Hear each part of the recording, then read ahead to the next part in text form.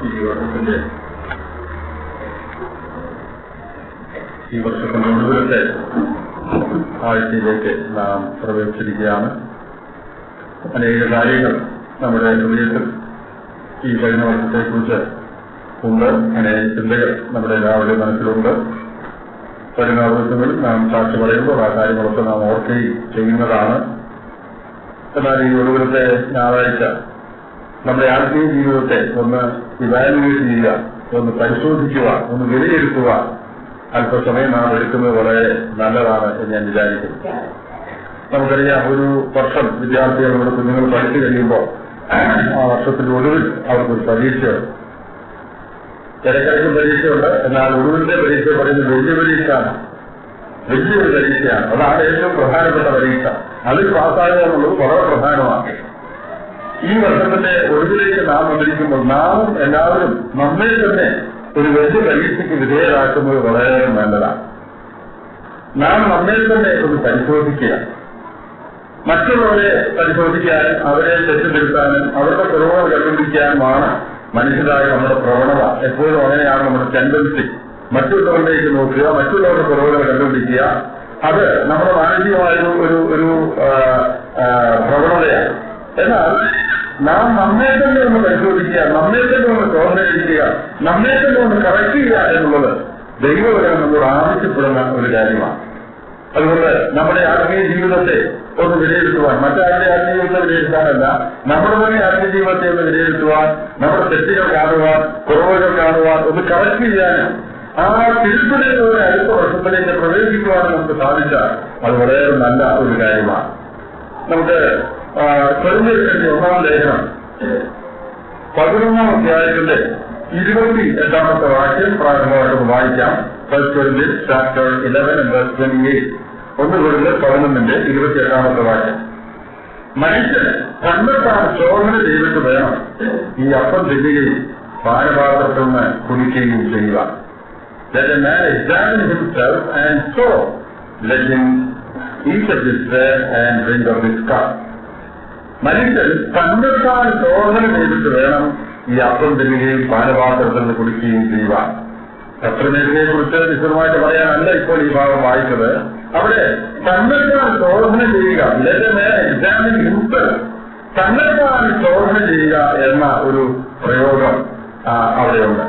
ഇനി അതിന്റെ 31-ാമത്തെ വാക്യത്തിൽ ആ കാര്യം ഒന്ന് വേറെ പേര് പറഞ്ഞിരിക്കുക. നാം നമ്മെ തന്നെ വിധിച്ചാൽ വിധിക്കപ്പെടുകയില്ല. If we judge ourselves, we shall not be judged. അപ്പോ തന്നെത്താൻ ശോധന ചെയ്യുക, തന്നെത്താൻ വിധിക്കുക. Examining oneself and judging oneself. ഇത് ഒരേ കാര്യം തന്നെയാണ്, ഒരേ കാര്യത്തിന്റെ രണ്ട് വചനമാണ് എന്ന് വേണമെങ്കിൽ പറയാം. ഞാൻ എന്നെ തന്നെ ശോധന ചെയ്യുമ്പോൾ എന്നിൽ കാണുന്ന കുറവുകളെ വിധിക്കുകയാണ്. അതാണ് ശോധനയും വിധിക്കലും നമ്മളുടെ ബന്ധം. അതാണ് when I examine myself and I see that there is something wrong with me, then I judge myself. ഞാൻ എന്നെ തന്നെ ശോധന കഴിക്കുമ്പോൾ എന്നിൽ കുറവുകൾ കാണുമ്പോൾ ഞാൻ എന്നെ തന്നെ വിധിക്കുക. അപ്പോ ശോധന ചെയ്യുക, അതിന്റെ ഫലമായിട്ട് നാം നമ്മെ തന്നെ വിധിക്കുക. ഇവിടെ അങ്ങനെ ശോധന ചെയ്തിട്ട് വേണം ഈ അപ്പം തിന്നുകയും പാനപാത്രത്തിൽ കുടിക്കുകയും ചെയ്യാമെന്ന് കർത്തൃമേഖലയോടുള്ള ബന്ധത്തിൽ ഇവിടെ പറഞ്ഞിരിക്കുകയാണ്. നമ്മുടെ ഞായറാഴ്ചകളിൽ ഈ ഭാഗം വായിക്കുകയും ധ്യാനിക്കുകയൊക്കെ ചെയ്യുന്ന ഒരു ഭാഗമാണ്. എന്നാൽ ഇത് കേവലം കർത്തൃമേഖലയോടുള്ള ബന്ധത്തിൽ മാത്രമല്ല, നമ്മുടെ ജീവിതത്തെ മുഴുവനായിട്ട് ശോധന ചെയ്യുന്നതോടുള്ള ബന്ധത്തിൽ ഇന്ന് ഈ വാക്യം ഞാൻ ഇവിടെ പറഞ്ഞിരിക്കുന്ന ആശയം ഉദ്ധരിക്കാനായിട്ട് ഞാൻ ആഗ്രഹിക്കുകയാണ്. കേവലം കർത്തൃമേഖലയിൽ പറഞ്ഞിരിക്കുന്നതോടുള്ള ബന്ധത്തിൽ മാത്രമല്ല, നമ്മുടെ ജീവിതത്തെ മുഴുവനായിട്ട് ഒരു ശോധന ചെയ്യുക. ഈ വർഷത്തിന്റെ ഒടുവിലത്തെ ആഴ്ചയിലേക്ക്, ഒടുവിലത്തെ ഞായറാഴ്ചയിലേക്ക് നാം കടന്നു വന്നിരിക്കുമ്പോൾ നമുക്ക് ഓരോരുത്തർക്കും നമ്മുടെ ജീവിതത്തെ ഒന്ന് ശോധന ചെയ്യാനായിട്ട് സമയമെടുക്കാം. എന്തിനാണ് ശോധന ചെയ്യുന്നത്? അവിടെ ആ 27-ാം വാക്യത്തില് അങ്ങനെ ശോധന ചെയ്തിട്ട് ഈ അപ്പത്തിൽ നിന്നും പാനപാത്രത്തിൽ നിന്നും മാറിയിരിക്കാൻ നല്ല ശോധന ചെയ്തത്. ഈ വാക്യം വളരെ തെറ്റായ നിലയിലാണ് പൊതുവെ എല്ലാവരും വിചാരിച്ചിരിക്കുന്നത്. എന്നാൽ നമ്മൾ വിചാരിക്കുന്നതല്ല, തന്നെത്താൻ ശോധന ചെയ്തിട്ട് മാറിയിരിക്കണം. അങ്ങനെയല്ലേ പറയുന്നത്? ഞാൻ തന്നെത്താൻ ശോധന ചെയ്തിട്ട് ഞാൻ മാറിയിരിക്കുക, അങ്ങനെ വേദത്തിൽ പറഞ്ഞിട്ടില്ല. ശോധന ചെയ്തിട്ട് പങ്കെടുക്കണമെന്നാണ് പറഞ്ഞിരിക്കുന്നത്. Let a man examine himself and he എന്നല്ല വാക്യം. എന്നെങ്ങനെ വാക്യം? Let a man examine himself and take part എന്ന വാക്യം. തന്നെത്താൻ ശോധന ചെയ്തിട്ട് മാറിയിരിക്കാനുള്ള വാക്യം, തന്നെത്താൻ ശോധന ചെയ്തിട്ട് പങ്കെടുക്കാനുള്ള വാക്യം. പക്ഷെ ഈ വാക്യം സാധാരണ നമ്മൾ എടുക്കുന്നത് മാറിയിരിക്കാനുള്ള ന്യായമായിട്ടാണ് എടുക്കുന്നത്. മാറിയിരിക്കാൻ വകുപ്പില്ല. കർത്തവേദിയിൽ നിന്നും മാറിയിരിക്കാനായിട്ട് വകുപ്പില്ല. തിരുവനന്തപുരത്തിൽ ഇന്നും കർത്താവിനെ ഓർക്കുന്ന ഈ ശുശ്രൂഷയിൽ നിന്ന് മാറിയിരിക്കാനായിട്ട് വകുപ്പില്ല. ഇന്ന് ഇന്ന കാരണം കൊണ്ട് ഞാൻ മാറിയിരിക്കുക, അങ്ങനെ മാറിയിരിക്കാൻ വകുപ്പില്ല. ഇതിനെന്താ ചെയ്യുന്നത്? എന്നൊരു കുറവുണ്ട്, മാറിയിരിക്കപ്പെട്ടൊരു കാരണമുണ്ട് എന്ന് ഞാൻ കണ്ടാൽ ആ കാരണം കറക്റ്റ് ചെയ്തിട്ട് പങ്കെടുക്കാനാണ് കർത്താവ് ആചരിക്കുന്നത്. എന്നാൽ അത് കറക്റ്റ് ചെയ്യാൻ മനസ്സിലെങ്കിൽ തന്നെ മാറിയിരിക്കുക നിവൃത്തിയുള്ളൂ, വേറെ നിവൃത്തിയൊന്നുമില്ല. അപ്പോ ദൈവത്തിന്റെ വചനം നമ്മെ പ്രബോധിപ്പിക്കുന്നത്, നമ്മെ എൻകറേജ് ചെയ്യുന്നത്, ഉത്സാഹിപ്പിക്കുന്നത്, ജീവിതത്തിൽ കുറവൊക്കെ ഉണ്ടോ എന്ന് ചോദന ചെയ്തത്, കുറവൊക്കെ ഉണ്ടെന്ന് കണ്ടാൽ ഈ ദേശത്തേക്ക് മാറിയിരുന്നോ എന്നല്ല പറയുന്നത്. ജീവിതത്തിൽ കുറവുണ്ടെന്ന് കണ്ടാൽ അത് വിധിച്ചിട്ട് ചോദന ചെയ്തിട്ട് ഇതിൽ പങ്കെടുത്ത് സന്തോഷമായിട്ട് മുന്നോട്ട് പോകണമെന്നാണ് ദൈവത്തിന്റെ വചനം പറയുന്നത്. അല്ലാതെ ചോദന ചെയ്തിട്ട് മാറിയിരുന്നവരല്ല പറയുന്നത്. പിന്നെ എപ്പോഴാ മാറിയിരിക്കാൻ ആവശ്യം വരുന്നത്? ചിലരോട് മാറിയിരിക്കണമെന്ന് മുഖ്യന്മാർക്ക് എപ്പോഴാ പറയുന്നത്? കാര്യം കറക്റ്റ് ചെയ്യാൻ, കണ്ട കുറവ് പരിഹരിക്കാനായിട്ട് മനസ്സില്ലാതെ വരുമ്പോൾ പിന്നെ വേറെ നിവൃത്തിയില്ലാത്തതുകൊണ്ട് മാറിയിരിക്കുന്ന വരികയാണ്. അത് ദൈവം ആചരിക്കുന്ന കാര്യമല്ല, തിരുവനന്തപുരത്ത് റെക്കോർഡ് ചെയ്യുന്ന കാര്യമല്ല, സഭ ആചരിക്കുന്ന കാര്യമല്ല. പക്ഷെ നിവൃത്തിയില്ലാത്തതുകൊണ്ട് ചെയ്തു പോവുകയാണ്. അപ്പൊ ഇവിടെ നമ്മെ തന്നെ തന്നെത്താൻ ശോധന ചെയ്യുക. അതിൽ എന്തെല്ലാം കാര്യങ്ങൾ അടങ്ങിയിട്ടുണ്ട് എന്ന് നമുക്ക് നോക്കാം. എന്താണ് തന്നെത്താൻ ശോധന ചെയ്യുക എന്ന് പറഞ്ഞാൽ? തന്നെത്താൻ ശോധന ചെയ്യുക എന്ന് പറഞ്ഞാൽ നമ്മുടെ ജീവിതത്തിലേക്ക് നോക്കുകയാണ്. തന്നെത്താൻ വിധിക്കുക എന്ന് പറഞ്ഞാൽ നമ്മുടെ ജീവിതത്തിലുള്ള കുറവുകളെ കണ്ട് നാം അതിന്റെ പേരിൽ വിധി പ്രസ്താവിക്കുക. പിന്നെ നല്ലതാണെന്ന് തോന്നുന്നു. ഈ കാര്യത്തിന് ഒരു നല്ല ഒരു വാചകം ഇതിന്റെ ആഴ്ചയിൽ വ്യക്തമാക്കാൻ അദ്ദേഹം പറഞ്ഞിട്ടുണ്ട്. പാപത്തിനെ ഏറ്റു പറയുക എന്നുള്ള ബന്ധത്തിൽ അദ്ദേഹം പറഞ്ഞിരിക്കുന്ന ഒരു വാചകമാണ്. പക്ഷെ ആശയം വളരെ വ്യക്തമായിട്ടുള്ള ഒരു വാചകമായിട്ട് എനിക്ക് തോന്നിയിട്ടുണ്ട്. നാം നമ്മുടെ കുറവുകൾ കാണുമ്പോൾ നമ്മെ തന്നെ വിധിക്കുക എന്ന് പറഞ്ഞാൽ ഞാൻ എന്റെ തെറ്റിൽ വിധി പ്രസ്താവിക്കുക. എന്താ വിധി? ഈ കാര്യം തെറ്റാണ് എന്ന് ഞാൻ തന്നെ ദൈവമുമ്പാട് ഏറ്റു പറയുകയാണ്. നീ ചെയ്യുന്ന തെറ്റാണ് എന്ന് പറഞ്ഞ് എന്നെ ശാസിക്കാൻ ഞാൻ ദൈവപ്രവർത്തനം എടുക്കുകയല്ല.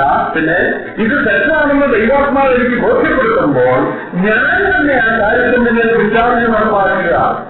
പിന്നെ ഞാൻ പറഞ്ഞതാണ്, I take fight with God against myself, that is confession. എത്ര നല്ല ആശയമാണ് ഇതിനകത്ത്. I am taking fight with God against myself എന്ന് പറഞ്ഞാൽ ഞാൻ എനിക്കെതിരെ ദൈവത്തിന്റെ പക്ഷം ചേർന്ന് നിൽക്കുക. നമുക്ക് മനസ്സിലായ കാര്യങ്ങൾ പറയാം. ഞാൻ വിചാരിക്കുകയാണ് എന്നിട്ട് ഞാൻ എന്നോട് തന്നെ പറയുകയാണ്, നീ ചെയ്യുന്നത് ശരിയല്ല. ആരോട് ചേർന്നെന്ന് പറയുകയാണ്? ദൈവത്തോട് ചേർന്ന് നിന്നുകൊണ്ട് നീ ചെയ്യുന്നത് ശരിയല്ല, നിനക്ക് ഞാൻ ബാലത്തിന്റെ തരണമെന്ന് ദൈവം എന്നോട് പറയാൻ ഞാൻ അവസരം കൊടുക്കാതെ ദൈവത്തിന്റെ പക്ഷത്ത് നിന്നുകൊണ്ട് ഞാൻ എന്നെ നോക്കി പറയുകയാണ്, നീ ചെയ്യുന്നത് ശരിയല്ല. ഞാൻ എന്റെ തെറ്റ് ദൈവമുമ്പാകെ സമ്മതിക്കുകയാണ്. 1 യോഹന്നാൻ 1:9 ഇതിനോട് വളരെ ബന്ധപ്പെട്ടൊരു വാക്യമാണ്. നമുക്ക് എല്ലാവർക്കും അറിയാവുന്ന ഒരു വാക്യമാണ്. എന്താ വാക്യം? നാം നമ്മുടെ പാപങ്ങളെ ഏറ്റുപറയുന്നുവെങ്കിൽ അവൻ നമ്മോട് പാപങ്ങളെ ക്ഷമിച്ച് സകല നീതി പോക്കണമെന്ന് ശുദ്ധീകരിപ്പാൻ വിശ്വസ്തനും നീതിമാനുമാകുന്നു. നമ്മുടെ പാപങ്ങളെ ഏറ്റുപറയുന്നുവെങ്കിൽ if we confess our sin, അവിടെ ഞാൻ ഏറ്റു പറയാമെന്ന് ഉപയോഗിക്കുന്ന വാക്ക് ഞാൻ ഒരുപക്ഷെ പല പ്രാവശ്യം സാധാരണ പ്രസംഗം പറയുന്നതാണ്. ഇവർ പറഞ്ഞ ആളുമായിരിക്കും, ചില ഓർമ്മയില്ലാത്ത ആളുകളിൽ അവർക്ക് ഒന്നുകൂടി ജയിക്കുന്നത് കണ്ടതാണ്. ഏറ്റു പറയുക എന്നുള്ള മലയാളം തർജ്ജമ ഏറ്റവും ശരിയാണ്. നമുക്കറിയാം, പണ്ടകാലത്ത് മൈക്കൊന്നും ഇല്ലാതെയുള്ള കാലത്ത് പ്രസംഗിക്കുമ്പോൾ അത് ഏറ്റു പറയുന്നത് ഉപയോഗിക്കുക. കവലയിലൊക്കെ പ്രസംഗിക്കുമ്പോൾ നിങ്ങളെല്ലാവരും പാടുകളാണ് എന്ന് പറയുമ്പോൾ മറ്റേയാണ് പറയുന്നത് പറയും നിങ്ങളെല്ലാവരും പാടുകളാണ്. അതാണ് ഏറ്റു പറയുക എന്ന് പറഞ്ഞാൽ കൃത്യമായി ആ വാക്കാണ് നമ്മുടെ ഭാഷയിൽ ദൈവത്തിന്റെ ആത്മാവ് 1 യോഹന്നാൻ 1:9 ഉപയോഗിച്ചിരിക്കുന്നത്. ഇതില് ഹോമോ ലഗാവോ എന്നൊരു വാക്കാണ്. ഹോമോ എന്ന് പറഞ്ഞാൽ ദൈവം അർത്ഥം. ഹോമോസാപ്പിയൻ നമുക്ക് ഇംഗ്ലീഷ് വാക്കുകൾ ഉപയോഗിക്കുന്നുണ്ട്. ഹോമോ മീൻസ് ദൈവം. ലഗാവോ ഈ സൃഷ്ടി. ലഗാവോ എന്ന് പറഞ്ഞാൽ സംസാരിക്കുക, പറയാനാണ് അർത്ഥം. അപ്പോ ഹോമോ ലഗാവോ എന്ന് പറഞ്ഞാൽ സൃഷ്ടി എന്നർത്ഥം. ആ വാക്കാണ് കൺഫസ് അല്ലെങ്കിൽ ഏറ്റു പറയുകയാണ് നമ്മുടെ സ്വന്തം. അപ്പൊ ആദ്യം വളരെ വ്യക്തമായി 1 യോഹന്നാൻ 1:9 തെളിച്ചു പറഞ്ഞാൽ എങ്ങനെ പറയാം? ദൈവം എന്ത് പറയുന്നുവോ അത് തന്നെ നാമം പറഞ്ഞാൽ നമ്മുടെ പാപങ്ങളെ ക്ഷണിച്ച് സകലനൂരിലേക്ക് നമ്മൾ വിശദീകരിക്കാൻ അവൻ വിശ്വസനും തീരുമാനമാകുന്നു. അതാ വാക്യത്തിന്റെ അർത്ഥം. കർത്താവ് എന്ത് പറയുന്നു അതിനാണ് നാമം പറഞ്ഞാൽ അതാണ് ഏറ്റു പറയുക എന്ന് പറഞ്ഞാൽ. അങ്ങനെ ചെയ്താൽ നമ്മുടെ പാപങ്ങളെ ക്ഷണിച്ച് സകലനൂരിലേക്ക് വിശദീകരിക്കാൻ അവൻ വിശ്വസനും തീരുമാനമാകുന്നു. അപ്പോ നമ്മളെ തന്നെ ശോധന ചെയ്യുമ്പോൾ ദൈവത്തിന്റെ പരിശുദ്ധാത്മാവ് നമുക്ക് എല്ലാവർക്കും രക്ഷിക്കപ്പെട്ടവരുടെ കാര്യമാണ് ഈ പറയുന്നത്. നമ്മൾ എല്ലാവരുടെ ഉള്ളിൽ ദൈവത്തിന്റെ പരിശുദ്ധാത്മാവ്. ആ പരിശുദ്ധാത്മാവിന്റെ ഒരു ജോലി നമ്മുടെ കുറവുകളെ കാണിച്ച് കുറവുകൾ തീർത്ത് കർത്താവിന്റെ സ്വരൂപത്തോട് നമ്മെ അനുരൂപപ്പെടുത്തുക എന്നുള്ള വലിയ ജോലിയിലാണ് ദൈവത്തിന്റെ പരിശുദ്ധാത്മാവിൽ ഏർപ്പെട്ടിരിക്കുന്നത്. നമ്മെ ക്രിസ്താനുരൂപമാക്കി തീർക്കുക, ക്രിസ്തുവിന്റെ സ്വഭാവത്തോട് അനുരൂപമായ സ്വഭാവത്തിലേക്ക് നമ്മെ നയിക്കുക, നടത്തുക. അതാണ് നമ്മുടെ ഉള്ളിൽ നിന്ന് ദൈവത്തിന്റെ പരിശുദ്ധാത്മാവ് ചെയ്യുന്ന ഏറ്റവും വലിയ ജോലി. നമ്മുടെ ജീവിതത്തിൽ ക്രിസ്തുവിനെ ഉയർത്തുക. പരിശുദ്ധാത്മാവിന്റെ ഏറ്റവും വലിയ ജോലി പരിശുദ്ധാത്മാവിനെ ഉയർത്തുക എന്നുള്ളതല്ല. പരിശുദ്ധാത്മാവിന്റെ ഏറ്റവും വലിയ ജോലി ക്രിസ്തുവിനെ നമ്മൾ ഉയർത്തുക എന്നുള്ളതാണ്. ക്രിസ്തുവിന്റെ സ്വഭാവം നമുക്ക് കൂടുതൽ ഉണ്ടാകത്തക്കവണ്ണം നമ്മുടെ ഉള്ളിൽ വേറെ ചെയ്ത് ദൈവത്തിന്റെ പ്രസാദമുള്ളത് നമ്മൾ നിവർത്തിക്കുക. അതാണ് ഇന്ന് പരിശുദ്ധാത്മാവിന്റെ ഏറ്റവും വലിയ ജോലി. ആ വലിയ ജോലി ചെയ്യുന്നതിന്റെ ആദ്യ പണി നമ്മുടെ കുറവുകൾ തീർക്കുക എന്നുള്ളതാണ്. എന്ന് പറഞ്ഞാൽ നമ്മുടെ കുറവുകൾ ചൂണ്ടിക്കാണിച്ച് അതിൽ പരിഹാരം നാം വരുത്തണം. അങ്ങനെ നമ്മുടെ ജീവിതത്തിൽ കുറവുകൾ വരുമ്പോൾ കുറവെന്ന് പറയുന്നത് ഏതൊരു കുറവുമാകാം. നമ്മുടെ ചിന്തയില്, മനോഭാവത്തില്, നോട്ടത്തില്, സംസാരത്തില്, ഇടപാടുകളില് നമ്മുടെ ജീവിതത്തിൽ കുറവുകൾ വരുമ്പോൾ ദൈവത്തിന്റെ പരിശുദ്ധാത്മാവ് അതാത് സമയങ്ങളിൽ നമ്മെ ഓർമ്മപ്പെടും. നമുക്കത് സംബന്ധിച്ച് ദൈവത്തിന്റെ പരിശുദ്ധാത്മാവ് വെളിച്ചം തരും. അങ്ങനെ വെളിച്ചം തരുമ്പോൾ നാം എന്ത് ചെയ്യണം? നാം അത് ഏറ്റു പറയാം. മുമ്പേ പറഞ്ഞതുപോലെ നാം ദൈവത്തിന്റെ സൈഡ് പിടിച്ചിട്ട് നമുക്കെതിരെ നാം ദൈവത്തിന്റെ സൈഡ് പിടിക്കണം. നമുക്കറിയാം, മനുഷ്യന്റെ പ്രവണതനുസരിച്ച് നാം ഒരിക്കലും നമുക്കെതിരെ പിടിക്കുകയില്ല. നാം എപ്പോഴും നമ്മുടെ സൈഡ് പിടിക്കുകയുള്ളൂ. നമ്മുടെ ഭാര്യയുടെ, നമ്മുടെ മക്കളെ, നമ്മുടെ സഭയുടെ സൈഡ് നമ്മൾ പിടിക്കുകയുള്ളൂ. എതിർക്കത്തിന്റെ സൈഡ് നമ്മൾ ഒരിക്കലും പിടിക്കുകയില്ല. മാനസികമായി പറഞ്ഞാൽ ഞാൻ എന്റെ സൈഡ് പിടിക്കുകയുള്ളൂ. എന്റെ സൈഡ് ശരിയാണെന്ന് വെച്ചാൽ ഞാൻ ശ്രമിക്കുകയുള്ളൂ. ഒരു തെറ്റാണെങ്കിൽ കാണിച്ചത് ശരിയായിരുന്നു അതിലല്ല ഞാൻ പറഞ്ഞാൽ ശരി എന്ന് സ്ഥാപിക്കുകയാണ് നമ്മുടെ എല്ലാവരുടെയും അടിസ്ഥാനപരമായ സ്വഭാവം. എന്നാൽ ദൈവത്തിന്റെ പരിശുദ്ധാത്മാവ് നമ്മുടെ പേരെ താഴ്ന്നു വരുമ്പോൾ നമ്മുടെ സൈഡ് പിടിക്കാതെ മുമ്പേ പറഞ്ഞ നിർവചനമനുസരിച്ച് ഞാൻ ദൈവത്തിന്റെ വശം ചെയ്യുക. എന്തിനാ ദൈവം ആദ്യമേ ദൈവത്തിന്റെ വശം തരുന്നത്? എനിക്കെതിരെ ഞാൻ ദൈവത്തിന്റെ വശം ചെയ്യുക. എനിക്കെതിരെ ഞാൻ ദൈവത്തിന്റെ വശം ചേർന്നിട്ടുകൊണ്ട് എന്നെ നോക്കി പറയാണ്, നീ ചെയ്ത് ശരിയായില്ല, നീ ചെയ്യുന്നത് തെറ്റാണ്. അതാണ് ഇന്ന് പരിശുദ്ധാത്മാവ് നമ്മെ സഹായിച്ചിട്ട് നമുക്ക് നമ്മെ തന്നെ ശോധന ചെയ്യുമ്പോൾ കഴിക്കാൻ സാധിക്കുന്ന വിധിക്കൽ, ജഡ്ജിങ് ourselves എന്ന് പറയുന്നത് അതാണ്. ഞാൻ എന്നെ തന്നെ വിധിക്കുക. ഞാൻ എന്നെ തന്നെ വിധിക്കുക എന്ന് പറഞ്ഞാൽ അതിലടുത്ത വഴി എന്റെ തെറ്റ് ഞാൻ ഏറ്റു പറയുക. എന്താ ഏറ്റു പറയാന്ന് പറഞ്ഞാൽ ആ വിധിയെ സംബന്ധിച്ച് ദൈവം എന്ന് പറയുന്നു അത് തന്നെ ഞാനും പറയും. ഒരാള് തെറ്റായിട്ട് കോപിച്ചാൽ ദൈവത്തിന്റെ ആത്മാവ് പറയുന്നത് നീ ചെയ്തത് തെറ്റായിപ്പോയി എന്ന് പറയുമ്പോൾ ആ പാവം ഏറ്റു പറയാന്ന് പറഞ്ഞാൽ ഞാനും അത് തന്നെ പറയുക. നീ കോപിച്ചത് പാപമായി പോയി എന്ന് കർത്താവ് പറയുമ്പോൾ, ദൈവാത്മാവ് പറയുമ്പോൾ ഞാനും പറയാണ് ഞാൻ കോപിച്ചത് പാപമായി പോയി. അതാണ് ഏറ്റുപറച്ചിൽ. അതല്ലാതെ എന്ത് പറഞ്ഞാലും ഒരു ഏറ്റുപറച്ചിലാണ്. നമുക്കറിയാം, പലപ്പോഴും നാം പാപങ്ങൾ ഏറ്റുപറയുന്നു എന്ന് പറയുമ്പോഴും വാസ്തവത്തിൽ ഏറ്റു പറയാനല്ല ചെയ്യുന്ന പലപ്പോഴും നാം അതിന് ന്യായം പറയുക, അല്ലെങ്കിൽ അത് ചെയ്ത സമ്മർദ്ദം പറയുക, അത് ആദ്യം ആരാ ചെയ്തത് പറയുക, അത് ചെയ്യാനുള്ള കാരണം പറയുക. ഇതൊന്നും ഏറ്റുപറച്ചിലല്ല. നീ ചെയ്തത് തെറ്റാണ് എന്ന് ദൈവാത്മാവിനോട് പറയുമ്പോൾ ഞാൻ എന്താ പറയുന്നത്? ഞാൻ ചെയ്തത് തെറ്റാണ്, അതാണ് ഞാൻ പറയുന്നത്. വേറെ ഇന്ന് പറഞ്ഞാൽ ഞാൻ ചെയ്തുകൊണ്ടായ ആദ്യം ചെയ്തുകൊണ്ടാണ് ഞാൻ ചെയ്തത് എന്ന് പറഞ്ഞാൽ ഏറ്റുപറച്ചിലല്ല. അത് ചെയ്യാനുള്ള കാരണം ഇന്നതാണ് എന്ന് പറയുന്നത് ഏറ്റുപറച്ചിലല്ല. നമുക്ക് ഗോപത്തിന്റെ കാര്യം പറഞ്ഞല്ലോ, നാം തെറ്റായി കോപിച്ചു വിചാരിക്കുക, ദൈവാത്മാവിനോട് പറയാൻ നീ തെറ്റായിട്ട് കോപിച്ചു. അപ്പൊ ഞാൻ എന്താ പറയേണ്ടത്? ഇത് തലമുറകളായിട്ട് വല്യപ്പന്മാരും ഞങ്ങളുടെ കുടുംബത്തിൽ എല്ലാവർക്കും ഉള്ളതാണ്. അത് ഏറ്റുപറച്ച് അങ്ങനെ ഉള്ളത് ദൈവാത്മാവ് പറഞ്ഞാണോ? അല്ല, നീ ചെയ്ത പാവമാണ് അല്ല. പിന്നെ ഇതെന്റെ ബലഹീനതയാണ്, അത് ഏറ്റെടുത്തതല്ല. ബലഹീനതയാണെന്ന് അതിന്റെ ദൈവത്തിനോ പറഞ്ഞത് ഇത് പാപമാണെന്നല്ലേ പറഞ്ഞത്. അപ്പോ അവര് പറയുന്നത് തന്നെ ആരും പറയണം, അതാണ് എനിക്ക് പറഞ്ഞത്. ഇത് എളുപ്പമുള്ളൊരു കാര്യമാണ്. തെറ്റ് സമ്മതിക്കുക എന്നുള്ളത് തന്നെത്താൻ തോന്നി ചെയ്യുക, തന്നെത്താൻ വിധിക്കുക എന്നൊക്കെ പറയാൻ എളുപ്പമാണ്. പക്ഷേ പ്രായോഗിക ജീവിതത്തിൽ തെറ്റ് സമ്മതിക്കുക എന്നുള്ളത് വളരെ വിഷമമുള്ളൊരു കാര്യമാണ്. ഏതൻ തോട്ടത്തിൽ ആരംഭിച്ചാണെന്ന് നമുക്കറിയാം. അവിടെ ആദ്യം തെറ്റ് സമ്മതിക്കല്ല ചെയ്തത്. എന്നോട് കൂടിയിരുന്നാൽ നീ തന്ന ഈ സ്ത്രീ അവളത് പഠിച്ചു എന്നോട് എനിക്കും പറഞ്ഞു എന്നുള്ളതുപോലെ പരിചാരികയാണ് ചെയ്യുന്നത്. അല്ലാതെ തെറ്റ് സമ്മതിക്കാനോട് ചെയ്യുന്നത് ശൗര്യ കാര്യം നമുക്കറിയാം. അവിടെ മലയാളം നമ്മൾ ഓർക്കുന്ന കാര്യമാണ്. അവിടെ തെറ്റിനെക്കുറിച്ച് നമ്മളോട് ബോധ്യപ്പെടാൻ ശ്രമിക്കുമ്പോൾ ആ തെറ്റ് സമ്മതിക്കാതെ ചെയ്യുന്നത് ഇത് ജനം കൊണ്ടുവന്നതാകുന്നു, നിന്ദനീയമായ റോഡിൽ ആചരിക്കാൻ ജനം കൊണ്ടുവന്നതാണ് എന്നൊക്കെ പറഞ്ഞ് അവന്റെ തെറ്റ് സമ്മതിക്കാൻ യാതൊരു മനസ്സും ചാടിക്കുന്നില്ല. ഇത് നമ്മിൽ ആദാമ്യ പ്രകൃതിയുള്ള നമ്മുടെ എല്ലാവരുടെയും സ്വഭാവമാണ്. തെറ്റ് സമ്മതിക്കാനായിട്ട് നമുക്ക് മനസ്സില്ല. എന്നാൽ പ്രിയപ്പെട്ടവരെ, തെറ്റ് സമ്മതിക്കാൻ മനസ്സിലാക്കത്തോളം കാലം നമ്മെ തന്നെ നാം വിധിക്കുന്നില്ല എന്നാണ് വലിയ അർത്ഥം. നാം തെറ്റ് സമ്മതിക്കാത്തോളം കാലം നാം ആ തെറ്റ് ഏറ്റു പറയുന്നില്ലെന്നാണ് വലിയ അർത്ഥം. അങ്ങനെയാണെന്ന് വന്നാൽ നാം നമ്മെ തന്നെ വിധിക്കുന്നില്ലെങ്കിൽ പിന്നെ കർത്താവ് നമ്മെ വിധിക്കേണ്ടതായിട്ട് വരും. നാം നമ്മെ തന്നെ വിധിക്കുന്നില്ലെങ്കിൽ കർത്താവ് നമ്മെ വിധിക്കേണ്ടതായിട്ട് വരും. അപ്പൊ നമ്മളാണ് തീരുമാനിക്കേണ്ടത് ഏത് വേണമെന്നുള്ളത്. ഞാൻ എന്നെ വിധിക്കണോ അതോ കർത്താവ് എന്നെ വിധിക്കണോ, ഇത് അവരവരാണ് തീരുമാനിക്കണം. ഇതിലേതാണ് നല്ലത്? നാം നമ്മെ തന്നെ വിധിക്കുന്നതാണ് ഏറ്റവും നല്ലത്. കർത്താവ് നമ്മെ വിധിക്കാൻ അവസരം കൊടുക്കാതിരിക്കുന്നതാണ് ഏറ്റവും നല്ലത്. കാരണം അതൽപ്പം വേദനാജനകമായി പോയെന്ന് വരും, അത് ബുദ്ധിമുട്ട് കൂടുതലുള്ളതായി പോയെന്ന് വരും. ഞാൻ എന്നെ തന്നെ വിധിക്കുകയാണെങ്കിൽ കാര്യങ്ങൾ കുറച്ചുകൂടെ സമാധാനപരമായി സന്തോഷകരമായ തീരാനിടയാകും.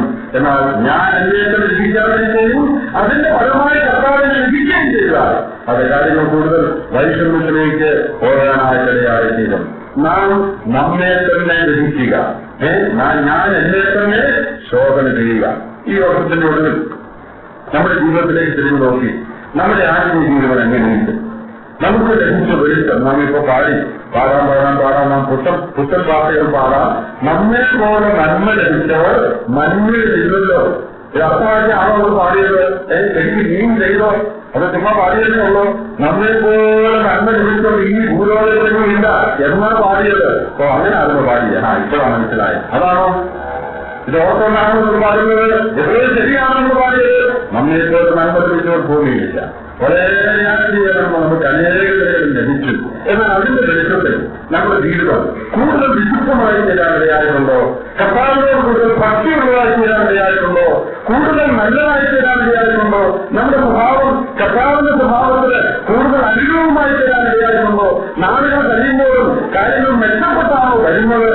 ഇത് നമ്മുടെ ജീവിതത്തെ നോക്കി ഒന്ന് പരിശോധിക്കാനായിട്ട് ആവശ്യമുണ്ട്. ഇന്ന് രാവിലെ നമുക്കത് ചെയ്യാം. അങ്ങനെ നോക്കുമ്പോൾ അല്ല അനേക കുറവ് നമ്മുടെ ജീവിതത്തിലുണ്ട്. എന്റെ കോപത്തെ ഇനിയും വളരെ ജയിക്കാൻ കഴിഞ്ഞിട്ടില്ല. എന്റെ അസൂയകൾ ഇനിയും കിട്ടിയിട്ടില്ല. ദൈവീയാചരണം ഇന്നും എന്റെ ഹൃദയത്തിൽ നൂറുപൂർവമായി കാണിക്കുന്നത്. അങ്ങനെയൊക്കെ അനേക കാര്യങ്ങൾ നാം കണ്ടുപിടിക്കുമ്പോൾ, നാം നമ്മെ തന്നെ ശോധന ചെയ്യുമ്പോൾ നമ്മുടെ കുറവുകൾ മനസ്സിലാവും. അങ്ങനെ മനസ്സിലാകുമ്പോൾ എന്ത് ചെയ്യണം? ഇനി ആരോഗ്യത്തിൽ വെച്ച് പറയാം എന്നാലും പറയരുത്. ഇപ്പൊ തന്നെ ഇത് വേറെ ആരോടും പറയാനില്ല. അവരുടെ ഹൃദയത്തിൽ കർത്താവേ ഞാൻ എന്നെ തന്നെ വിധിക്കും. ഇന്ന കാര്യത്തിൽ ഞാൻ ശരിയല്ല, ഇന്ന കാര്യത്തിൽ എനിക്ക് കുറവുണ്ട്, ഞാനത് അവിടുന്ന് ഈ വിഷയത്തെ എന്ന് പറയുന്നു, ഞാനും അത് തന്നെ പറയുന്നു എന്ന് പറഞ്ഞ് അത് ഏറ്റവും പറഞ്ഞ് വിവേചിച്ചാൽ അത് ഏറ്റവും നല്ല ഏറ്റവും യോഗ്യമായ ഒരു കാര്യമാണ്. ഇനി നാം അങ്ങനെ ചെയ്യുന്നില്ലെങ്കിലോ? അതുകൊണ്ട് നമുക്ക് നോക്കാം. നാം അങ്ങനെ ചെയ്യില്ലെങ്കിലോ? 31 വാക്യമുണ്ട്. അതിന്റെ 30 വാക്യം. ഇത് ഹേതുവായി തന്നെത്താൻ ശോധന ചെയ്ത് ശരിയായ നിലയിൽ കൃത്യമേശയിൽ പങ്കെടുക്കാത്ത നിമിത്തം ഇത് ഹേതുവായി എന്ത് സംഭവിക്കുന്നു? നിങ്ങളിൽ പലരും ബലഹീനരും രോഗികളുമാകുന്നു, അനേകരും നിദ്ര വീണുന്നു. അത് ഏതിന്റെ ഭാഗമാണ്? നാം നമ്മെ തന്നെ വിധിച്ചാൽ വിധിക്കപ്പെടുകയില്ല. വിധിക്കപ്പെടുന്നെങ്കിലോ നാം ലോകത്തോടുകൂടി കർത്താവിനെ അനുഭവാതിരിക്കുന്നതിന് കർത്താവ് നമ്മെ ബാലശിക്ഷകരിക്കുകയാകുന്നു. ആ കർത്താവ് നമ്മെ വിധിക്കുന്നതിന്റെ ഭാഗമായിട്ടാണ് നിങ്ങളിൽ ചിലര് രോഗികളും ബലഹീനരും നിത്യകൊള്ളുന്നവരുമായി നിർമ്മിക്കുന്നത്. പ്രിയപ്പെട്ടവരെ, നാം നമ്മെ തന്നെ വിധിക്കാൻ അവസരം ദൈവം തന്നിട്ടും നാം ഒരു ചെയ്യുന്നില്ലെങ്കിൽ കർത്താവിൽ ഏർപ്പെടുന്നത് എന്തുകൊണ്ടാണ്? കർത്താവിനൊരു ഇതിനോട് ചെയ്തുകൂടെ, അത് താഴെ പോട്ടെ എന്ന് വെച്ചുകൂടെ എന്നതൊക്കെ പറ്റിയല്ല. എന്തൊക്കെ പറ്റാത്തത് അതിന് മുകളിലൊരു കാര്യം പറഞ്ഞിട്ടുണ്ട്. ലോകത്തോടുകൂടി ശിക്ഷാവിധിയിൽ അകപ്പെടാതിരിക്കേണ്ടതിന് ആ പ്രയോഗത്തിന്റെ അർത്ഥം എന്താ? ലോകത്തിനൊരു ശിക്ഷാവിധിയുണ്ട്. ആ ശിക്ഷാവിധിയിൽ നമ്മൾ ഉൾപ്പെട്ടിട്ടില്ല. അതുകൊണ്ടാണ് നമ്മെ വേറെ വിധിക്കേണ്ടി വരുന്നത്. എല്ലാവർക്കും മനസ്സിലായാലോ? ലോകത്തിനൊരു ശിക്ഷാവിധി വെച്ചിട്ടുള്ള രക്ഷിക്കപ്പെടാത്തവർക്ക് അത് നമുക്ക് വന്നില്ല. നമ്മെ അതിനകത്ത് ഉൾപ്പെടുത്തിയിട്ടില്ല.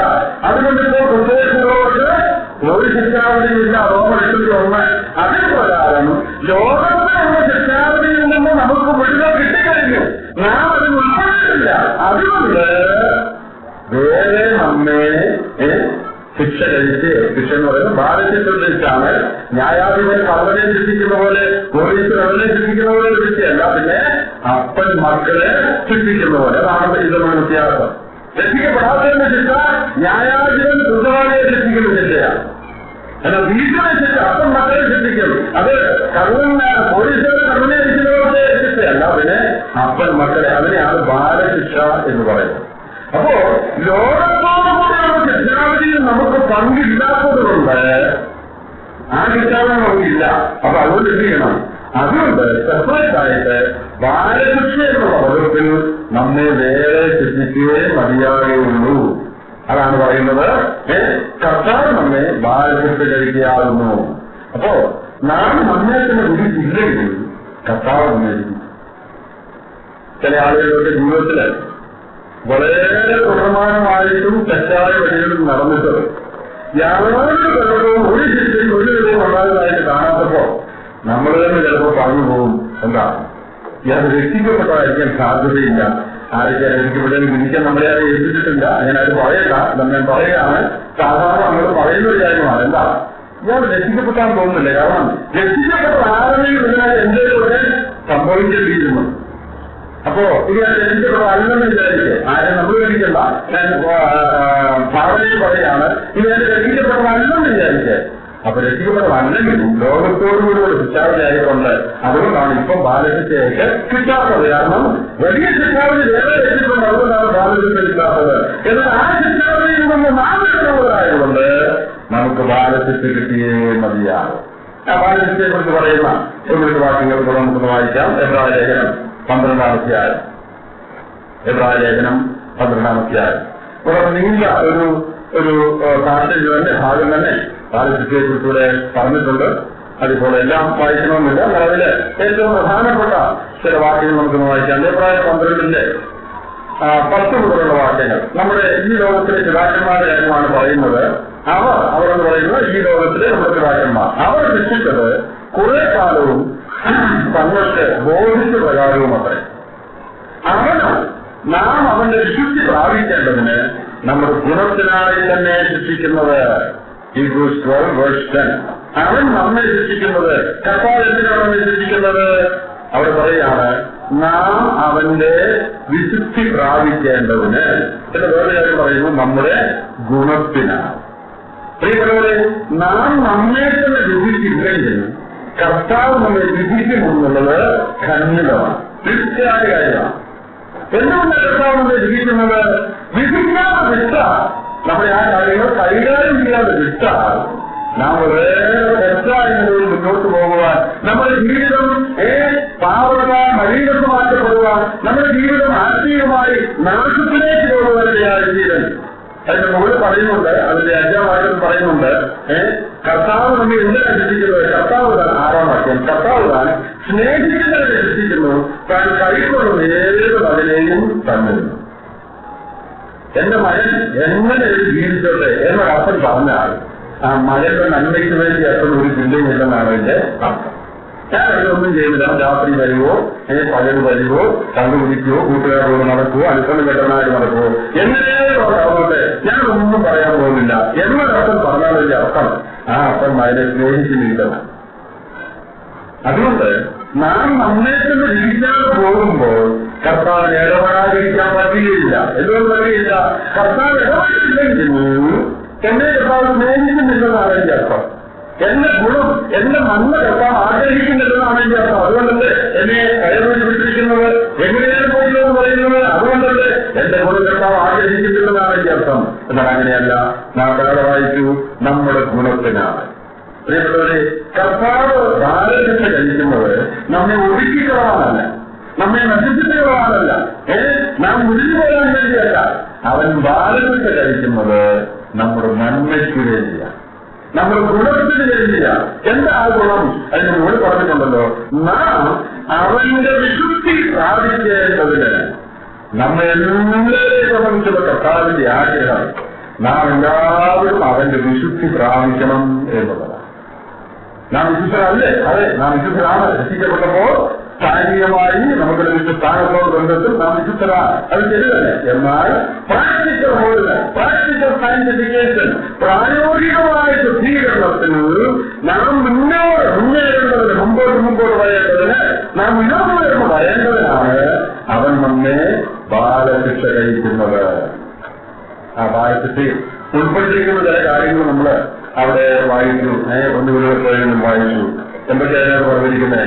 ചിലര് രോഗികളാണ്, ചിലര് ബലഹീനരാണ്, ചിലര് നിദ്ര കൊള്ളുന്നു. നിദ്ര കൊള്ളുന്നു എന്ന് പറയുന്നത് മരണത്തെ കുറിച്ച് തന്നെ ഉദ്ദേശിച്ചാണ്. ചില എക്സ്ട്രീം കേസസ് വളരെ റേറായിരിക്കാം, വളരെ അപൂർവമായിട്ടായിരിക്കാം, വളരെ ആ ദൈവത്തിന്റെ ആത്മാവ് ഇടപെട്ടിട്ടും ദൈവത്തിന്റെ നാമത്തിന് അപമാനമുണ്ടാക്കുന്നവരെയും ദൈവത്തിന്റെ ആത്മാവിന്റെ പ്രവർത്തനങ്ങൾ കീഴ്പ്പെടാതെ ബാലിഷ്ഠമായ നിലയിലാണ് മുന്നോട്ട് പോയാൽ അയാളുടെ ജീവിതം, ഈരോടെ ജീവിതം അവസാനിപ്പിക്കാമെന്ന് ദൈവം വിചാരിക്കും. ആരെങ്കിലും മരിക്കുമ്പോൾ ഇന്നതുകൊണ്ടാണ് മരിച്ചതെന്ന് പറയാൻ നമ്മളെ ഏർപ്പാട് ചെയ്തിട്ടില്ല. അത് ആരും പറയാൻ പാടില്ല. അത് വിധിക്കാതെ പോകും, നമുക്ക് അറിഞ്ഞും കൂടാ. എന്നാൽ നാം വിധിക്കേണ്ടത് പറയല്ല. ദൈവത്തിന്റെ ഭരണം അങ്ങനെ പറയുന്നുണ്ട്. ചിലരുടെ കാര്യത്തിൽ ശാരീരികമായ മരണം ബാലശിക്ഷയുടെ ഭാഗമായിട്ട് വരാം.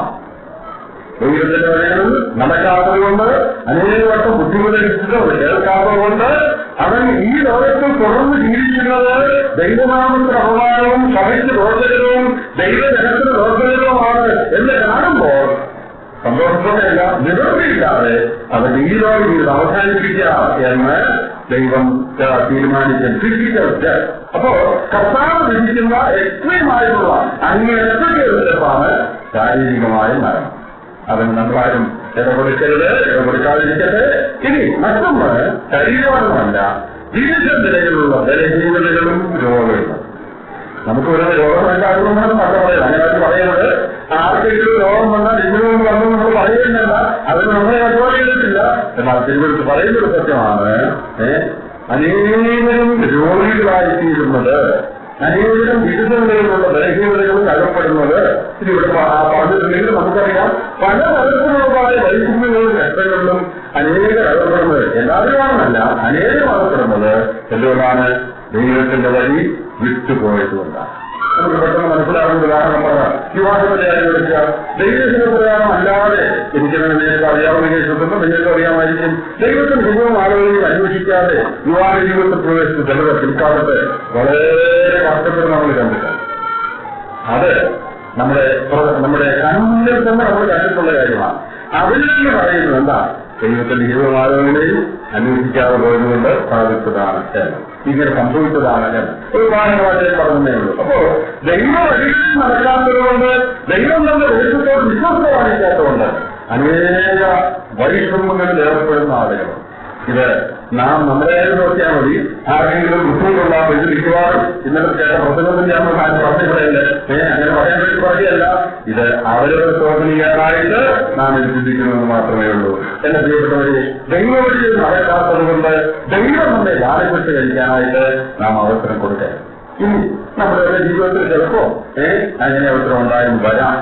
കർത്താവ് പറയുന്നത് കേൾക്കാതെയും അവന്റെ ആത്മാവിന്റെ ആലോചനയിൽ കീഴ്പ്പെടാതെയും ഇരിക്കുന്നതുകൊണ്ട് ദൈവം നമ്മുടെ അനേകർ നമ്മുടെ അനുഭവത്തിൽ വാരസത്തെ കഴിച്ചത് വരാം. എന്നാൽ അങ്ങനെ ആ വാരസത്തിന്റെ സ്റ്റേജിൽ ആരെങ്കിലും ഉണ്ടെങ്കിൽ അവർക്ക് വേണ്ടി ഒരു വാക്ക് പറയട്ടെ. നാലായിരം ഭാഷയിൽപ്പെട്ടുള്ളത് കർത്താവ് പറഞ്ഞ കേൾക്കാത്തതുകൊണ്ട് കേൾക്കാതെ പോയതുകൊണ്ട് വാരസിച്ച ദൈവം നമ്മൾ ആരെങ്കിലും കഴിച്ചുകൊണ്ടിരിക്കുന്നുണ്ട്. എന്റെ കാര്യമൊക്കെ ഇവിടെ അവസാനിക്കുകയും പോക്കില്ല, ആദ്യം പോയില്ല എന്നാരും പറയരുത്. ആ ഭാരതത്തിൽ കൂടെ കടന്നു പോകുന്ന ഘട്ടത്തിലാണെങ്കിലും നമുക്ക് ധൈര്യപ്പെടാൻ വഴിയുണ്ട്. എന്താ ധൈര്യപ്പെടാൻ വഴിയുള്ളത്? ഇതെന്റെ ഗുണത്തിനായിട്ട് ഞാൻ ഇനി വലിയ തെറ്റിപ്പോകാതിരിക്കാനായിട്ട്, കർത്താവിന്റെ വിശുദ്ധിയിലേക്ക് ഉയരാനായിട്ട്, ദൈവത്തിന് ഞാൻ കൂടുതൽ പ്രയോജനമുള്ളവനായി തീരാനായിട്ട്, എന്റെ കുറവിനെ കുറിച്ച് ആരുമേ ബോധ്യം എപ്പോഴും എനിക്കുണ്ടാകുന്നതായിട്ട് ദൈവം അനുഭവിച്ചതാണ് എന്നോർത്ത് സന്തോഷിക്കുകയാണ് വേണം. നാം പറയുന്നത് ചെറുവരുടെ പുസ്തകത്തില് ദാവീദിനെ കുറിച്ചൊരു കാര്യം വായിക്കുന്നുണ്ട്. ഇനി ഞാനൊരു ദിവസം ശൗര്യം ചെയ്യാൻ നദിക്കുകയുള്ളൂ എന്ന് പറഞ്ഞ് ദാവീദ് ഫെലിസ്ത്യ നാട്ടിലേക്ക് ഓടിപ്പോയി അവിടെ പോയി ഫെലിസ്ത്യരോട് ചേർന്നൊരു കാര്യം നമ്മൾ വായിക്കുന്നുണ്ട്. വളരെ ദീർഘമായ ചരിത്രമാണത്. എന്നാൽ അവിടെ അതിന്റെ ഫലമായിട്ട് ദാവീദിന്റെ ആളുകളെ മുഴുവൻ ശത്രുക്കളൊന്ന് ആക്രമിച്ച് പിടിച്ചുകൊണ്ടു പോവുകയും ഭാര്യമാരെയും കുഞ്ഞുങ്ങളെയും വസ്തുക്കളൊക്കെ പിടിച്ചുകൊണ്ടു പോവുകയും തന്റെ ആളുകൾ തന്നെ പറഞ്ഞ് കല്ലെറിയണം എന്ന് പറയുകയും ചെയ്തൊരു കാര്യം ചെറുവരുടെ പുസ്തകമുണ്ട്. അവിടെ നാം വായിക്കുന്ന ഒരു പ്രയോഗം എനിക്ക് വളരെ ധൈര്യം തോന്നിയിട്ടുള്ള ഒരു പ്രയോഗമാണ്. ദാവീദ് ബലമില്ലാതാകുന്ന ഉറക്കക്കാരൻ. ദാവീദ് എന്തായിരുന്നു ആ കരഞ്ഞപ്പോ പറഞ്ഞത്? അയ്യോ, ഇത് ഞാൻ തന്നെ വരുത്തി വെച്ചതാണ്. ശൗര്യന്റെ ദൈവം ഞാൻ ഒരു ദിവസം നശിച്ചേ ഉള്ളൂ എന്ന് പറഞ്ഞ് ദൈവത്തെ ആളുകൾ ചോദിക്കാതെ ദൈവത്തിന് അഭയം തരാതെ ഞാൻ കുറുക്കോടിലേക്ക് വന്നതുകൊണ്ടാണല്ലോ ഇതെല്ലാം എനിക്ക് പറ്റിയത് എന്ന് പറഞ്ഞ് ദാവീദ് കരഞ്ഞുക. ദാവീദ് ബലമില്ലാതാകുന്നതോട് ഉറക്കെ കരഞ്ഞു. എന്നാൽ ഇത് കാര്യം നമ്മൾ വായിക്കുമ്പോൾ വളരെ ധൈര്യപ്പെടുത്തുന്ന ഒരു ഭാഗം അവിടെയുണ്ട്. ദാവീദ് അവരെ കണ്ടുപിടിക്കണമെന്ന് സ്വന്തക്കാരൻ പറഞ്ഞു. ദാവീദോ തന്റെ ദൈവമായ യഹോവയിൽ ധൈര്യപ്പെട്ടു. ഇവരുടെ ബലമില്ലാതാകോ ഉറക്കെ കരയുന്ന സാഹചര്യങ്ങൾ ചിലരുടെ ജീവിതത്തിൽ ദൈവം അനുവദിക്കും. അവരോട് വിരോധമില്ല. അവരോട് അവരുടെ ഗുണത്തിന് ചിന്ത കൊണ്ട് അവരുടെ നന്മയ്ക്ക് വേണ്ടി ബലമില്ലാതാകോ ഉറക്കെ കരയുന്ന അനുഭവം ചിലരുടെ ജീവിതത്തിൽ ദൈവം അനുവദിക്കുന്നവരാ. എന്നാൽ അവിടെ ആ ബുദ്ധിമുട്ടുണ്ട് നടുവിൽ ദൈവമായ യഹോവയിൽ ധൈര്യപ്പെടാനായിട്ടുള്ള വകെ. എന്തുകൊണ്ട് ഇതൊക്കെ ദാവീദ് അനുസരിക്കാൻ പോയെങ്കിൽ ദാവീദ് നമ്മുടെ ദൈവത്തെ നന്നായിട്ട് അറിയാമായിരുന്നു. ഈ ദൈവത്തിന് ശരണപ്പെടുന്നവരെ അവൻ ഒരുപാട് ഉപേക്ഷിക്കുകയില്ല. തകർന്നും നുറുങ്ങിയും ഹൃദയമുള്ളവരെ അവൻ ഒരിക്കലും കൈവിടുകയെന്ന് ദാവീദിന് അറിയാമായിരുന്നു. അതുകൊണ്ട് തന്റെ ജീവിതത്തിൽ ആ വലിയ വൈഷമ്യം വന്നപ്പോൾ താൻ വളരെ കടന്നു ദുഃഖിക്കുന്നത് ശരിയാണെങ്കിലും ഇതുവരെയൊന്നും തന്റെ ജീവിതത്തിൽ ധൈര്യപ്പെടാനുള്ള സ്കോപ്പ് അവശേഷിക്കും. ദൈവമൊക്കെ ഒരിക്കലും ജീവിതത്തിൽ നിരാശപ്പെട്ടു പോകേണ്ട ആവശ്യമില്ല. നിരാശ എന്ന് പറയുന്ന കാര്യം ദൈവമൊക്കെ ഒരിക്കലും പിരിവിട്ട കാര്യമില്ല. കർത്താവ് നാം അനുസരണത്തോടെ കാണിച്ചിട്ട് അവൻ നമ്മുടെ കുറ്റ അടി കൊണ്ട് കഠിനമായ വേദനയിൽ കൂടെ കടന്നു പോകുമ്പോഴും ദൈവമൊക്കെ നിരാശപ്പെടുന്ന കാര്യമില്ല. എന്നാൽ നിരാശപ്പെടാത്തത് ഒരു കാര്യം ഓർക്കാൻ കഴിയും. കർത്താവ് താൻ സ്നേഹിക്കുന്നവരെ ശിക്ഷിക്കുന്നു, താൻ കൈക്കൊള്ളുന്ന ഏത് മകനെയും തന്നെ. പല വർഷങ്ങൾക്ക് മുമ്പ് ഞാനൊരു സ്ഥലത്ത്, ഇന്ത്യക്ക് വെളിയിൽ ഒരു സ്ഥലത്താണ്, നമ്മുടെ മലയാളികളുള്ള ഒരു സ്ഥലത്താണ്. അവിടെ ചെന്നപ്പോ അവിടെ ഒരു കാര്യം ചിലപ്പോൾ ഏർപ്പെടാനായിട്ട് അവിടെ സഹോദരന്മാരെന്നോട് ആവശ്യപ്പെട്ടു. ആ കാര്യത്തിൽ അകപ്പെട്ട ആൾ തന്നെ ആ ഒരു പെൺകുട്ടിയാണ്, ചെറുപ്പക്കാരിയായ ഒരു പെൺകുട്ടിയാണ്. അവർ വിവാഹം കഴിഞ്ഞതല്ല.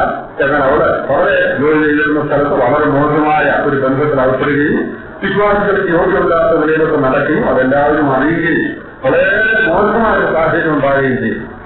അങ്ങനെ അനേക നാൾ കൂട്ടായ്മയിൽ നിന്നും മാറി അവിടെ നിൽക്കുകയായിരുന്നു.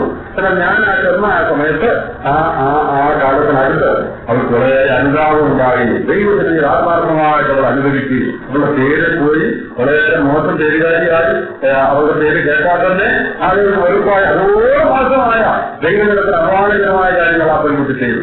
എന്നാൽ അവർ വാസ്തവമായി അനുവദിച്ചു. അപ്പൊ ആ പെൺകുട്ടിക്ക് ഒരു ദിവസം രാവിലെ വന്ന് എന്നെ ഒന്ന് കാണണമെന്ന് പറഞ്ഞു. രാവിലെ 6:30 മണിക്ക് വരാം, നേരം വിളിക്കുമ്പോൾ തന്നെ വരാമെന്ന് പറഞ്ഞു. ആ പെൺകുട്ടി വന്നു. ഞങ്ങൾ കുറെ നേരം സംസാരിച്ചു. അപ്പൊ അവിടെ പറഞ്ഞ ഒരു കാര്യം, ഞാനിപ്പോ വാസ്തവമായിട്ട് അനുവദിച്ചു. എന്റെ തെറ്റിലേക്ക് വളരെ മോശമായി പോയി, എന്റെ വഴികൾ വളരെ തെറ്റിപ്പോയി. എന്നാൽ ഇപ്പൊ എനിക്കുള്ള പ്രയാസം, ഞാനതെല്ലാം വാസ്തവമായി അനുവദിച്ച് ദൈവത്തിനൊക്കെ ശരിയാക്കിയെങ്കിലും സഭയിലേക്ക് വരുമ്പോൾ സഭയിലുള്ള ഒരു നിലയിലും എന്നെ എന്നെ അങ്ങോട്ട് സ്വീകരിക്കാനായിട്ട് അവരെ കൊണ്ട് സാധിക്കുന്നില്ല. ഞാൻ വരുമ്പോ തന്നെ ഞാനൊരു കേറി വരുമ്പോ തന്നെ ഉരുകി പോകുന്നവരാണ് എന്ന് പറഞ്ഞാൽ കേറി വരുമെല്ലാവരും ഐബ്രോജർക്ക് എന്നെ നോക്കുക, എല്ലാവരും കുശുമിക്കുകയാണ്, അവളാ എന്ന് പറയുന്ന പോലെ ഇതൊക്കെ തോന്നുക.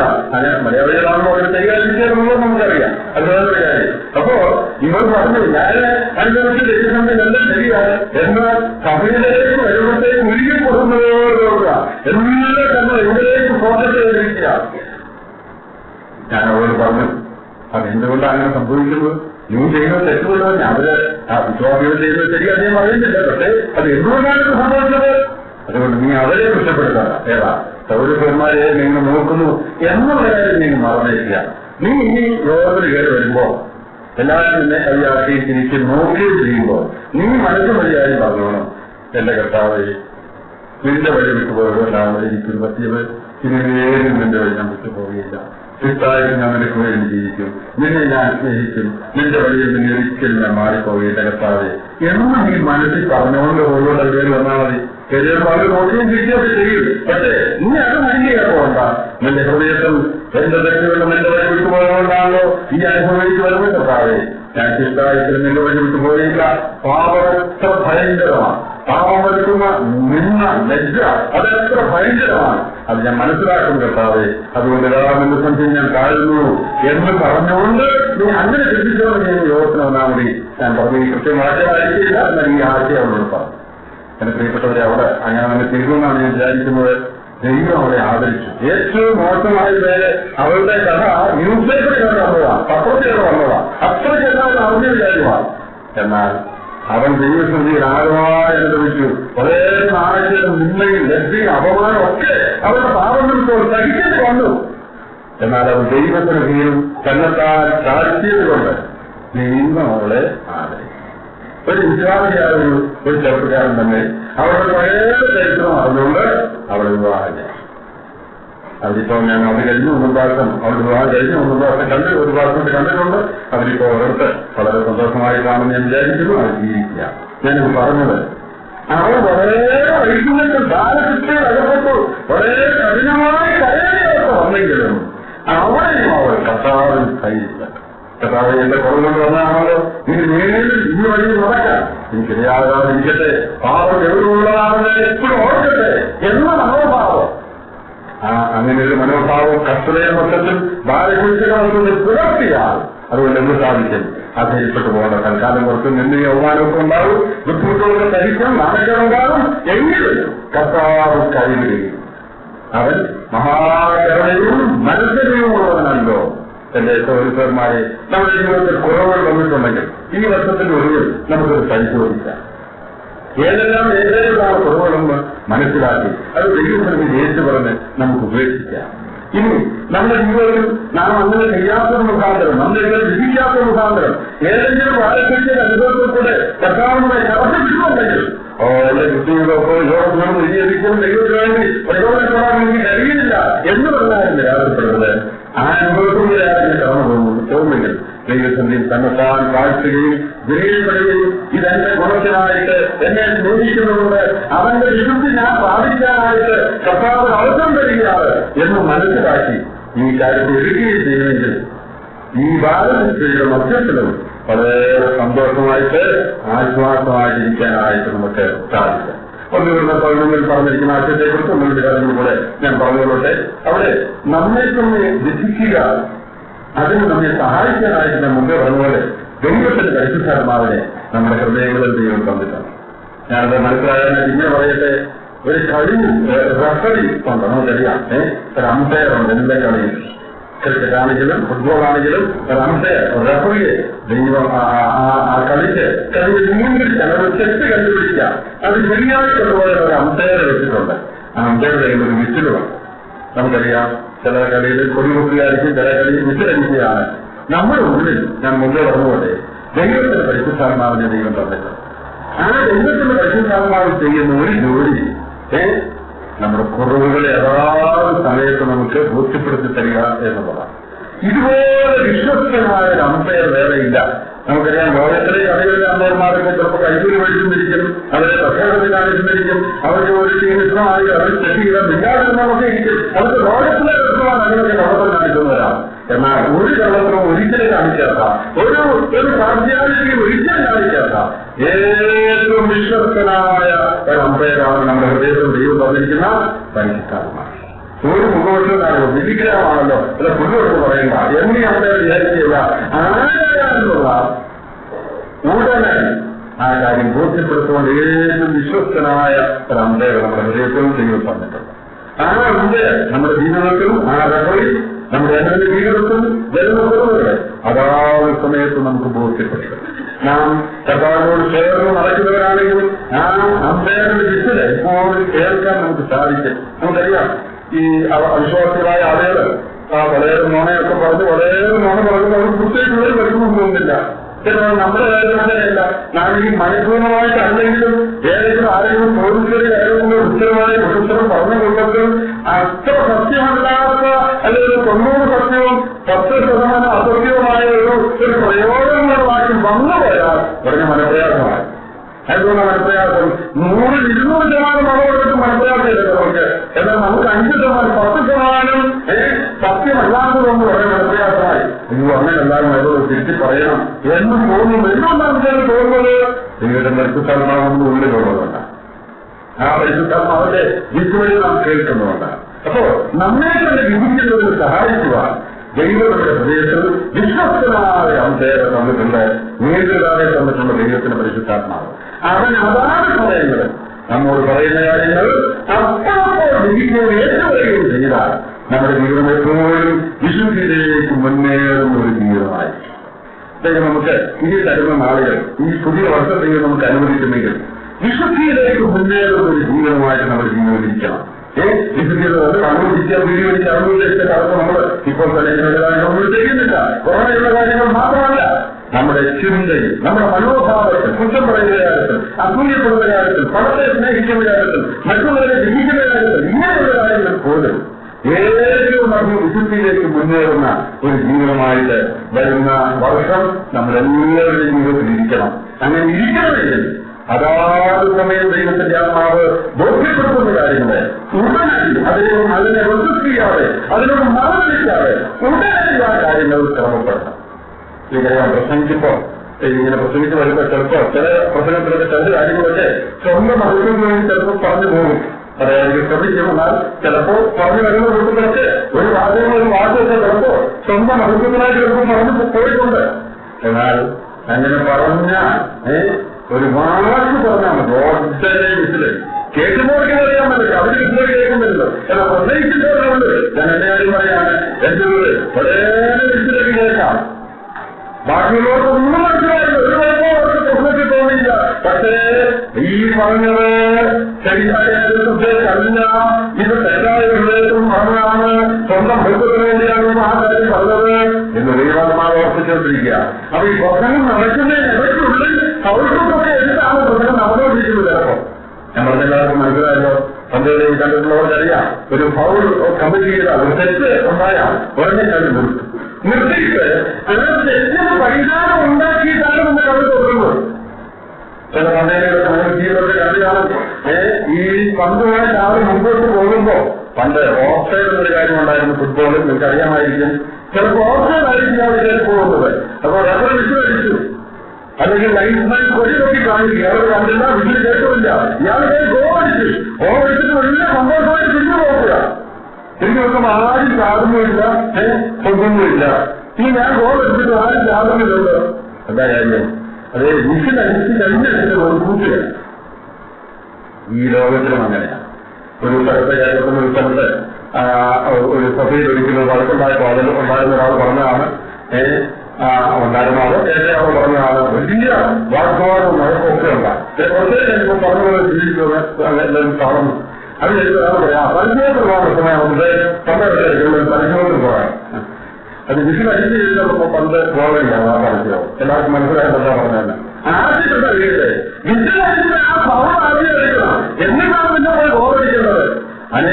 നമ്മൾ എങ്ങനെയുള്ള ജീവിതങ്ങൾ ദൈവത്തിന്റെ ആത്മാവ് നമ്മോട് പറഞ്ഞിട്ടുള്ള കാര്യങ്ങളെ ക്രമപ്പെടുത്താതെ നാം തെറ്റായ ആളുകളെ കുറിച്ച് പറഞ്ഞു കാണും, അത് ക്രമപ്പെടുത്തിയിട്ടില്ല. നാം അസൂയപ്പെടുന്നവരാണ്, അത് ക്രമപ്പെടുത്തുന്നില്ല. പണത്തെ സ്നേഹിക്കുന്നവരാണ്, ദൈവത്തിന്റെ കർത്താവ് എന്നെ പണത്തേക്കും തന്നെയോട് ജീവിക്കണമേ എന്നുപോലും പറയുന്നില്ല. അത് ശരിയാണെന്ന് വിചാരിച്ച് മുമ്പോട്ട് പോവുക. എന്നെ പ്രിയപ്പെട്ടവരെ, ദൈവത്തിന്റെ പരിശുദ്ധാത്മാവ് കാണിച്ചു വരുന്ന കാര്യങ്ങളെ അതാണ് സമയം എന്ന മൊത്തത്തിലേക്ക് കാര്യങ്ങളപ്പോ നോക്കാൻ പാടില്ലാതെ നോക്കി അത് വേറെ ആരും മനസ്സിലാക്കിയിട്ടില്ല. എന്നാൽ ദൈവത്തിന്റെ പരിശുദ്ധാത്മാവിനോടി നിന്റെ നോട്ടം ശരിയായില്ല. നീ പറഞ്ഞ വാക്ക് ശരിയായിരിക്കും, പക്ഷേ പറഞ്ഞ ഫോൺ ശരിയായില്ല. അങ്ങനെ അല്ലാതെ എന്ന് പറയുന്നത് ദൈവത്തിന്റെ പരിശുദ്ധാത്മാവ് ഉടനെ സംഭവം കാണിച്ചു. നമ്മൾ പലരും അത് ശ്രദ്ധിക്കാതെ പിന്നെയും ബാല്യനിർവഹണം പറയുകയും പിന്നെയും ശ്രദ്ധയില്ലാതെ മുമ്പോട്ട് പോവുകയും ചെയ്യുകയാണ്. നമ്മൾ ഇതിന് വിധിക്കുന്നില്ല. അങ്ങനെ പറയാൻ എന്താണ് നമ്മൾ വായിച്ചത്? ലോകത്തോട് ഒരു ശിക്ഷാവിധിയായിരിക്കേണ്ടതിന് അവൻ ബാലശിക്ഷ കഴിക്കേണ്ടത്. ദൈവം നമ്മെ ഈ വചനങ്ങളാൽ അനുഗ്രഹിക്കട്ടെ.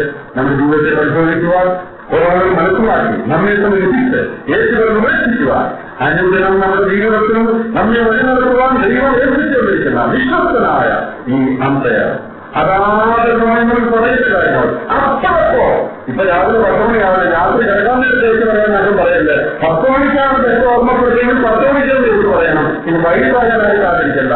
അതാത് സമയങ്ങളിൽ ഏറ്റു പറഞ്ഞ് ഉപേക്ഷിച്ച നമ്മുടെ ഹൃദയം എപ്പോഴും ശുദ്ധമായിരിക്കും. പ്രിയപ്പെട്ടവരെ, നാം ഈ ലോകത്തിൽ വെച്ച് പരിപൂർണ്ണരാകുകയില്ല, പക്ഷെ പരിപൂർണ്ണതയിലേക്ക് മുന്നേറുന്ന ഒരു ജീവിതം. നാം വിശുദ്ധിയിൽ പരിപൂർണ്ണം നേടുകയില്ല, പക്ഷേ വിശുദ്ധിയിൽ കൂടുതൽ വിശുദ്ധിയിലേക്ക് മുന്നേറുന്ന നാം ക്രിസ്തുവിനേക്കാൾ പൂർണ്ണമായി ആയിരിക്കുകയില്ല, പക്ഷേ ക്രിസ്തുവിന്റെ സ്വഭാവത്തോട് കൂടുതൽ അനുഭവപ്പെടുന്നല്ലോ. നമുക്ക് ഈ ലോകത്തെ സാധിക്കും. വരുന്ന ദിവസങ്ങൾ നമ്മെ എത്രയോ തക്കസമയം വിധിച്ച് കർത്താവ് തന്നെ വിധിക്കാൻ ആവശ്യമില്ലാത്തതേ നമുക്ക് സൂക്ഷ്മതയോടെ മുന്നോട്ട് പോകാം. എന്നാൽ കർത്താവ് വിധിച്ചതും ദുഃഖങ്ങളും നിരാശീലമായിരിക്കുന്ന ആരെങ്കിലും വന്നിട്ട് നമുക്ക് അതിന്റെ കാര്യം അറിഞ്ഞുകൂടാ. എന്നാൽ അവരോട് അവരവർക്കായിരുന്നു അങ്ങനെ ആരെങ്കിലും ഉണ്ടെങ്കിൽ നിരാശപ്പെടുന്നത് ദൈവമായ പൗരനെ പേരുപെടുക. നിന്റെ കുടുംബത്തിന് വേണ്ടി അവന്റെ വിശുദ്ധ സാധിക്കാൻ കർത്താവിന് അനുഭവിക്കുന്നേ ഉള്ളൂ. സന്തോഷമായി വരുന്നവർക്ക് മുമ്പോട്ട് പോകാം. വിശുദ്ധിയെ ധരിച്ചുകൊണ്ടുള്ള ഒരു പുതുവർഷം ദൈവം നമുക്ക് തരുമെങ്കിൽ ആ പുതുവർഷത്തിലേക്ക് നമുക്ക് പ്രവേശിക്കാം. ദൈവം നമ്മെ സഹായിക്കാം.